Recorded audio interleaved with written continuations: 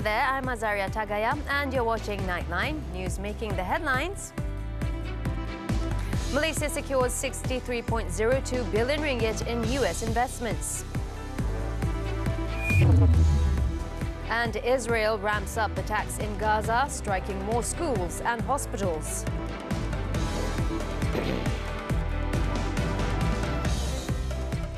Good morning. Malaysia has secured a total of 63.02 billion ringgit in proposed investments in the US, mainly from technology giants. Prime Minister Datuk Seri Anwar Ibrahim said out of the total, 8.33 billion ringgit of investments were from the Trade and Investment Mission to the US, organised before the start of the Asia-Pacific Economic Cooperation APEC Summit, and the remainder from the various one-on-one meetings held by him in San Francisco.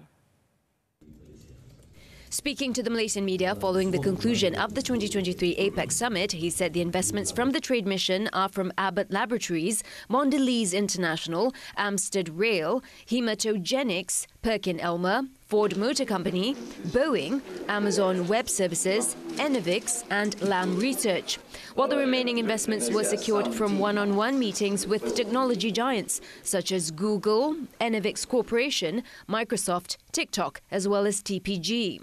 Ini terserah kepada keupayaan kita mempercepatkan proses kelulusan dan menimbangkan apa-apa juga ruang kelulusan insentif yang diperlukan. Tapi saya lebih banyak menekankan soal pemindahan teknologi, latihan supaya ada tahap keupayaan kita dalam bidang yang diterokai yang lebih canggih dan mencabar. When asked about his video call with Tesla's chief executive officer Elon Musk, Anwar, who's also the finance minister, said Malaysia is also actively courting electric vehicle players similar to Tesla. He pointed out that Tesla's presence in Malaysia is a very good indicator for the country, aside from giving his assurance that the number of supercharging stations for EV cars will be further increased in Malaysia.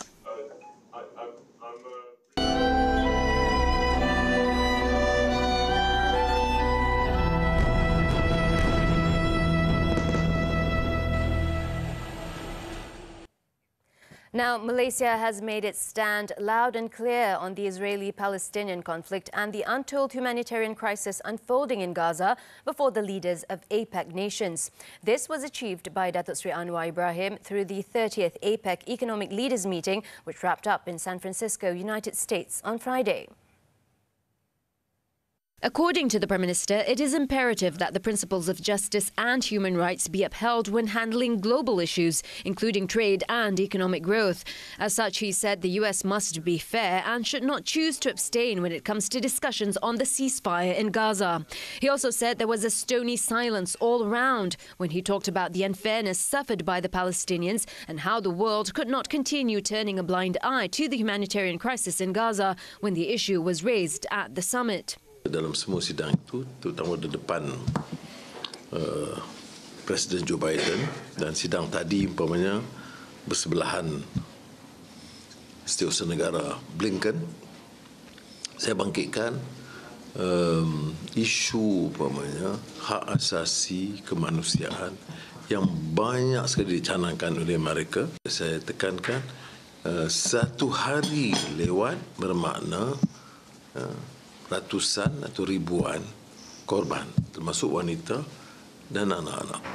Jadi apapun pertimbangan kita, serangan terhadap rakyat mesti dan wajib dihentikan. Anwar also expressed his appreciation to Brunei and Indonesia for adopting a firm and common stand on the Palestine issue. The Prime Minister also touched on the bilateral meeting between President Biden and his Chinese counterpart Xi Jinping on the sidelines of the summit on Wednesday, amid the rising tensions among the two superpowers. He stressed that it was very important for the two leaders to open the doors of engagement to ensure economic stability in the region. Earlier, the Prime Minister and his Canadian counterpart Justin Trudeau discussed ways to strengthen bilateral trade and investment between both countries. The meeting, held on the sidelines of the APEC Economic Leaders meeting in San Francisco, was held upon Canada's request. Anwar, who's also the Finance Minister, said besides trade and investment, the discussions also centered around cooperation in cybersecurity, education, energy and climate change. The total trade between Malaysia and Canada in 2022 was 10.35 billion ringgit, an increase of 4.2% from 9.93 billion ringgit recorded in 2021. In 2023, Putrajaya and Ottawa celebrate 66 years of official diplomatic relations. Anwar said both leaders also exchanged views on the issue of Palestine. The Canadian Prime Minister highlighted the need to protect civilians on both sides and to address the humanitarian crisis, while Anwar stressed the need to address the root cause of the conflict and end Israeli occupation. He also highlighted that Israel has committed various atrocities against Palestinians in the past decades with impunity and continues to build and expand illegal settlements. Save Press for Gaza, or SP4G, a coalition of Malaysian media clubs, associations and unions, have called for an immediate ceasefire in Gaza and for its people to be protected from further attacks by Israel. More than 100 members of the media from 26 news organizations gathered at Dataran Merdeka on Saturday morning to express solidarity with their counterparts in Gaza, where at least 42 journalists have been killed in the conflict so far.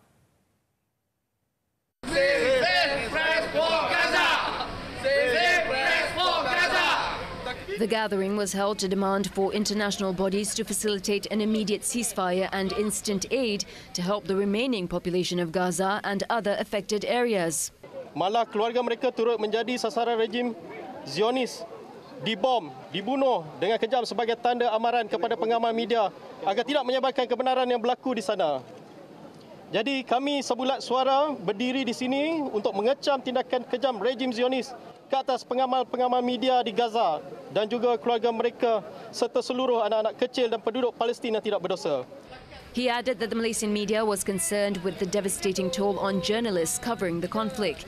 He said the deliberate targeting of journalists has been a disturbing trend, which was evident in the Reporters Without Borders investigation into the October 13th Israeli strikes in South Lebanon.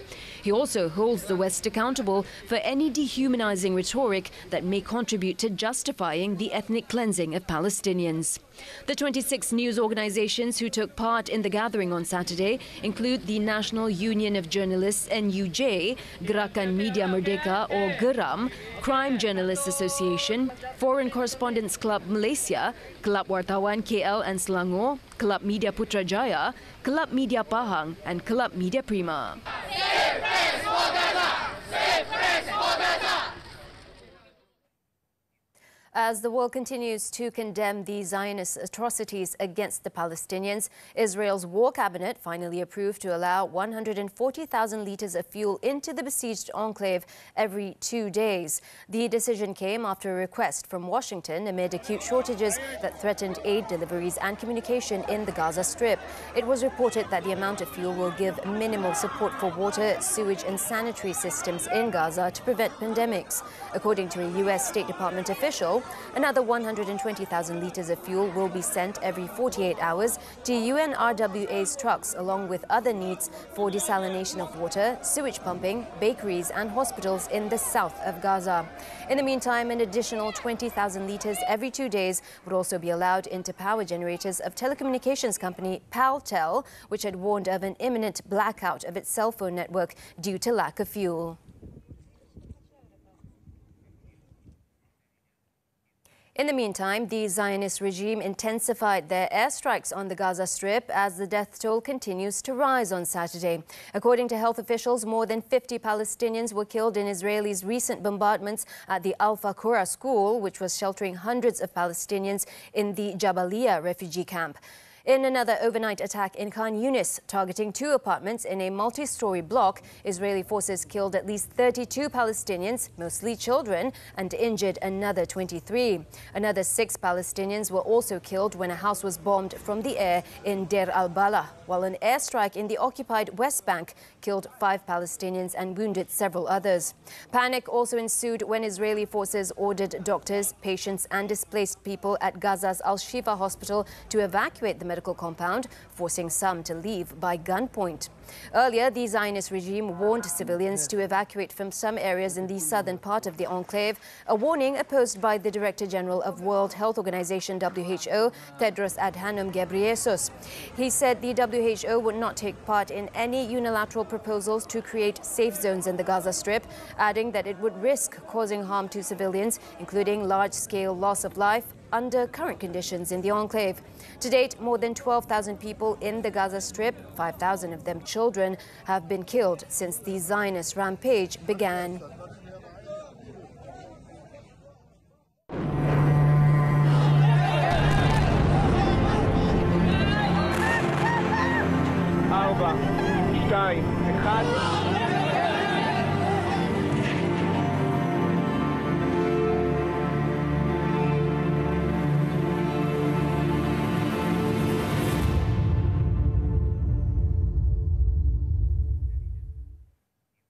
The Kemaman parliamentary by-election will see a straight fight between Barisan Nasional and PAS. This after BN fielded former Chief of Defence Forces, General retired Tan Sri Raja Muhammad Effendi Raja Muhammad Noor as its candidate, while PAS in defending the parliamentary seat is represented by Terengganu Menteri Besar, Datuk Seri Dr. Ahmad Samsuri Mokhtar.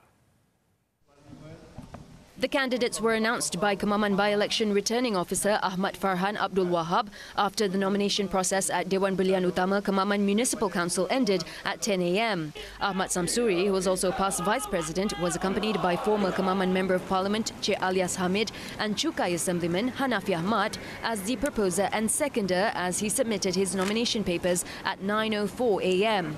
This was followed by Raja Muhammad Effendi 4 minutes later, who was accompanied by his proposer, who is Terengganu BN Chairman Datuk Seri Ahmad Said and seconder Datuk Seri Ahmad Shabri Cheek.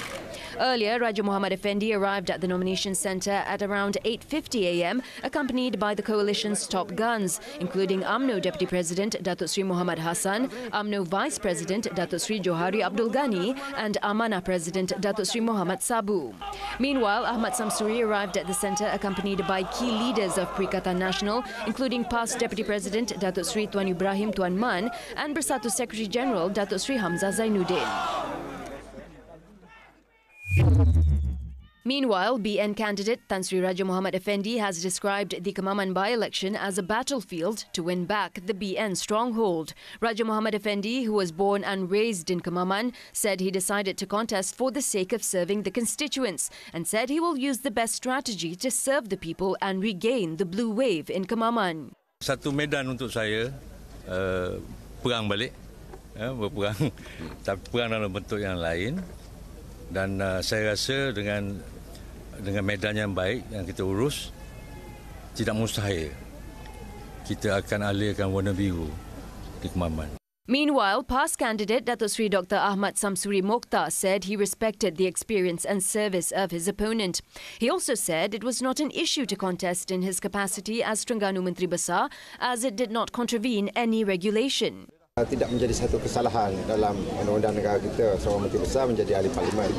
In fact, dalam keadaan tertentu banyak isu-isu negeri boleh dibawa secara terus ke peringkat pusat melalui Dewan Rakyat.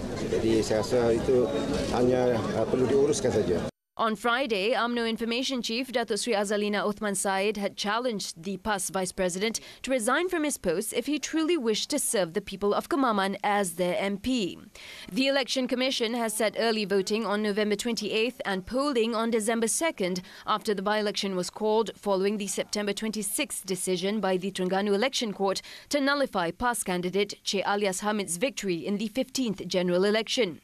A total of 141,790 voters are expected to cast their ballots in the by-election, including 387 police personnel, 9 military personnel and 12 absent voters. Kemaman deserves a Member of Parliament who can give full focus to its residents, as well as a leader who can focus on revitalising the local economy and put the state's development at the forefront. BN Chairman Datuk Seri Ahmad Zahid Hamidi believes that BN's chosen candidate has a strong personality which can stimulate the economy and prosperity of the constituency. In a statement, the UMNO president said the time has come for the people to choose a representative who can serve the people and not to choose a coalition that is constantly engaged in political manoeuvring. In this regard, Ahmad Zahid said BN has unanimously offered a candidate who not only grew up in Kemaman and understands the area, but also has experience in safeguarding the welfare of the people and leading thousands of Malaysian Armed Forces members to defend public safety. Meanwhile, BN Deputy Chairman Datuk Seri Muhammad Hassan believes BN has put forth the best candidate to represent the coalition in Kemaman, who has been well received by all parties. Bila saya cakap terbaik itu diterima oleh semua pihak dalam parti, jentera menerima dengan baik. Kerana seperti yang saya sebut selalu bahawa dalam pilihan raya, sama ada pilihan raya kecil, negeri ataupun umum, kekuatan jentera dan gerak kerja jentera yang efisien itu merupakan elemen yang amat penting. Also commenting on the by-election was UMNO Vice President Datuk Seri Johari Abdul Ghani, who said there is a need for the Terengganu BN to have a representative that is able to voice the issues faced by the people in Parliament. The Titiwangsa Member of Parliament explained that more development projects that are beneficial to the people of Terengganu can be carried out by the federal government if it gains victory in the Kemaman parliamentary seat. SpaceX Starship launch fails minutes after reaching space. News from the foreign front when we return.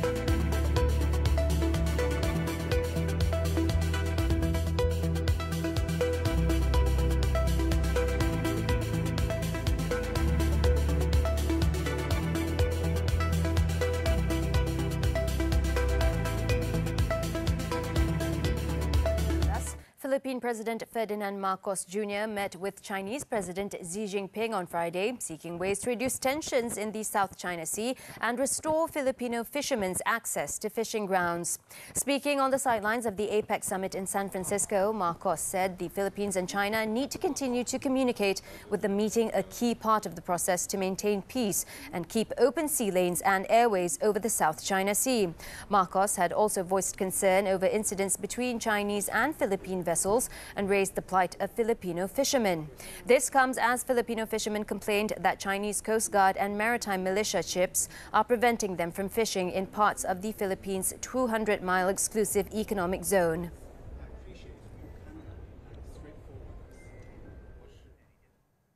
The death toll from a magnitude 6.7 earthquake in the southern Philippines has increased to 7, and authorities are searching for 2 missing people. A local disaster official on Saturday said at least 3 people had been reported dead in General Santos City, while 2 more people were killed in the municipality of Glan and neighbouring Davao Occidental Province. Officials also reported a second death in Glan and another in the adjacent Malapatan municipality, but gave no further details. Rescuers, in the meantime, are searching for 2 other missing after a landslide occurred at a remote mountain village about 4 hours' drive from Glan. The offshore quake struck off Mindanao Island on Friday afternoon at a depth of 60 kilometers.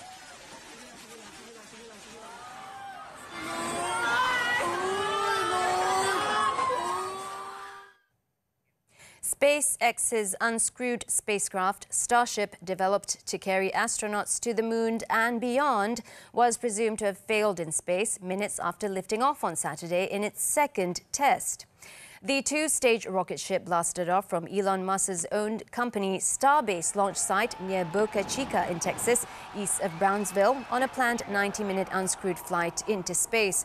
However, the rocket's super-heavy first-stage booster, though it appeared to achieve a crucial maneuver to separate from its core stage, exploded over the Gulf of Mexico shortly after detaching.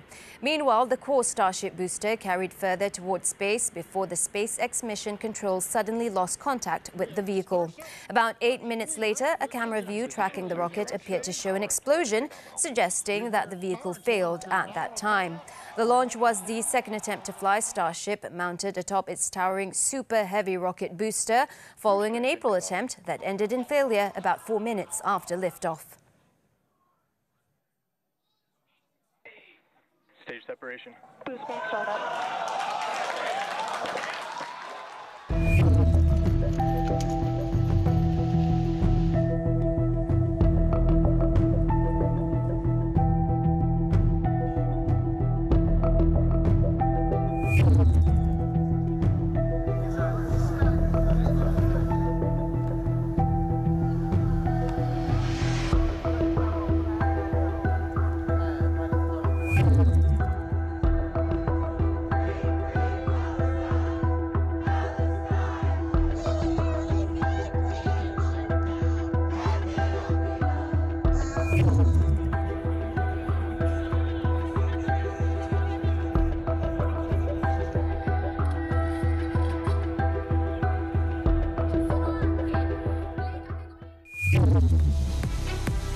Game over for Malaysia in the 2023 Japan Masters. Sports after this breather.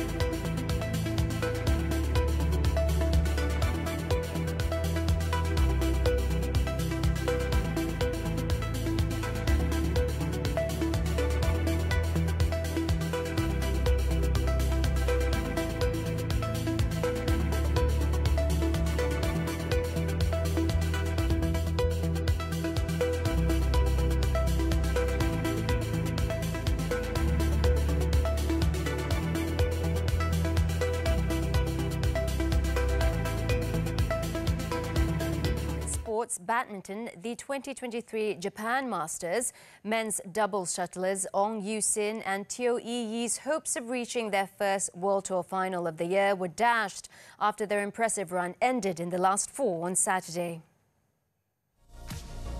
World number 12, Yu Sin and Yi Yi dominated the first set against the 8th-ranked Liu Yuchen and Wu Zuanyi and won 21-16. The independent duo had a great opportunity to clinch the match when they led 19-15 in the second game, but could not hold on to their lead and lost 20-22. The third set saw a shift in momentum as the Chinese pair, Liu Yuchen and Wu Zuanyi, reversed the tide and ultimately secured a 21-17 victory.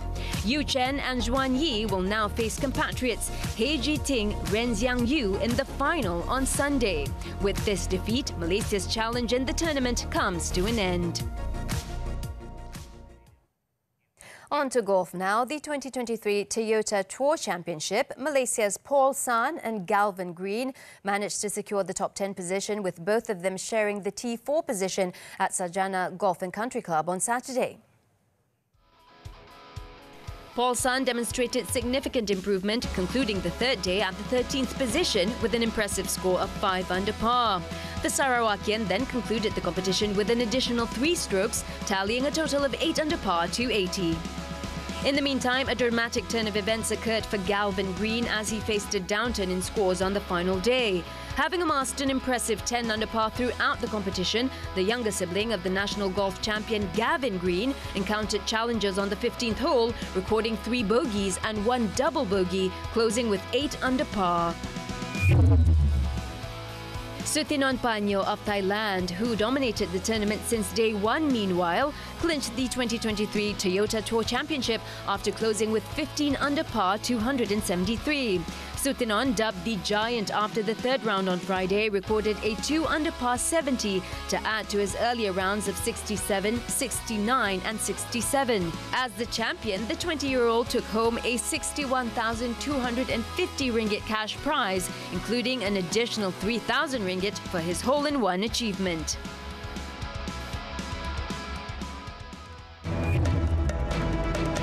When Nightline returns, Kelantan and Terengganu to be hit by floods. Don't go away.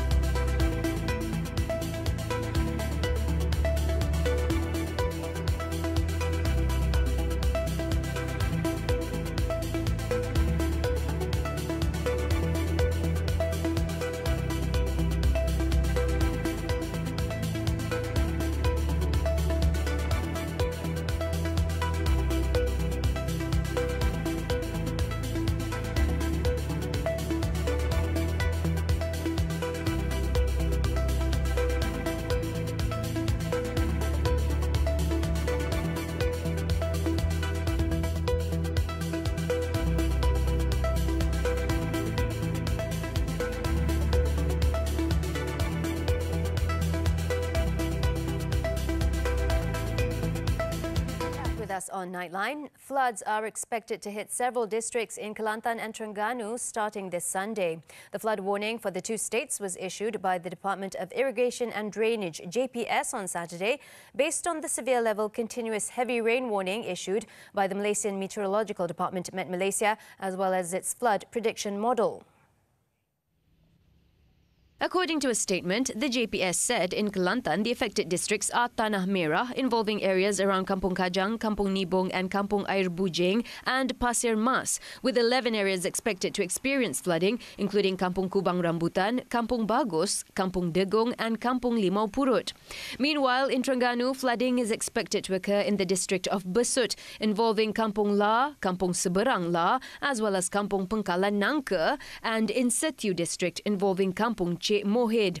The statement also informed that the predicted floods may occur earlier or later than the estimated time, and that the warning is to remind the public, especially those in flood-prone areas, to be vigilant and comply with the directives of the authorities or flood management agencies. Police are actively pursuing 2 suspects involved in a car break-in case that occurred on Jalan Desa 5, Desa Jaya in Gombak last Tuesday.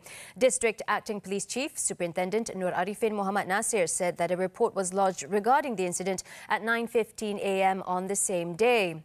According to Nur Arifin, in a statement on Saturday, the incident occurred when the 25-year-old victim was on her way to work. 2 men on a motorcycle approached her car before the front window of the vehicle was smashed by the suspects, who then snatched her bag and fled the scene. The victim, fortunately, did not sustain any injuries in the incident, which was caught on camera. The 40-second video clip was also uploaded online and went viral on social media. Authorities added that efforts to track down the suspects are actively underway, and the case is being investigated under the Penal Code for gang robbery.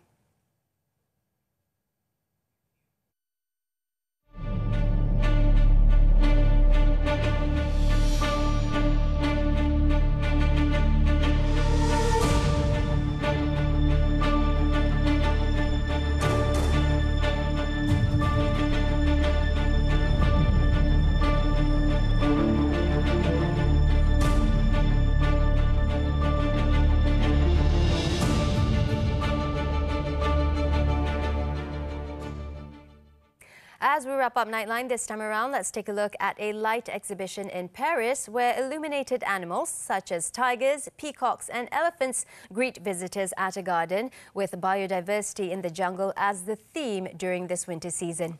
With that, I'm Azara Tagaya. Thank you for watching and we'll catch you next time. Bye.